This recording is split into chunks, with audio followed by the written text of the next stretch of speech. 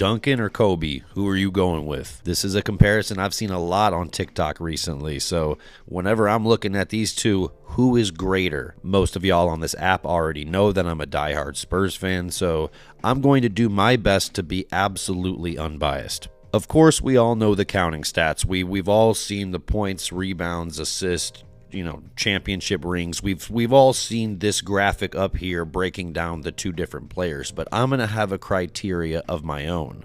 I'm going to break it down into these 5 categories: offense, defense, leadership, skill, and production. Let's just go ahead and start with offense. I think the counting stats would lead you to believe that Kobe is the stronger player on offense. You see 25 points a game. That's higher than Duncan's. Obviously, he's a better scorer. But I think it says more about the style of offense that Kobe played versus the style of offense that Duncan played. Kobe burdened a lot of the offensive load for a large portion of his career, while Duncan, he found ways to get other people involved so he didn't have to score nearly as much.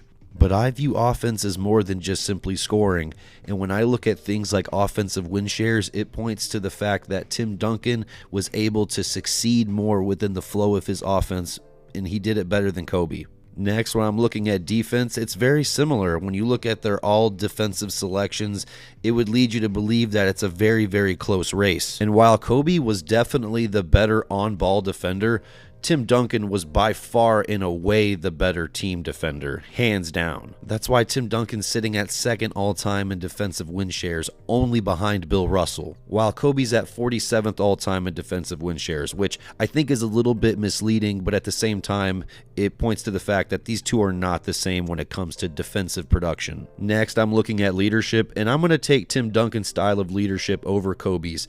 I know that they are two completely different players. Tim Duncan is a lead by example kind of guy, and Kobe is, I'm going to show you what to do. I'm going to tell you what to do. But the thing that separates their leadership for me is the fact that Kobe needed to transition from number 8 to number 24 for his leadership to actually take full effect, while Tim Duncan, he stepped into the league already being a great leader. But damn, you can't discredit that Mamba mentality. Next is skill. I don't think this is a question at all, but you got to give it up to Kobe. He's arguably the most skilled player in NBA history, period. So yes, offensively, defensively, Tim Duncan is the more productive player for me. Even though it's close, it's a good argument. Tim Duncan will always be above Kobe for me. What do y'all think?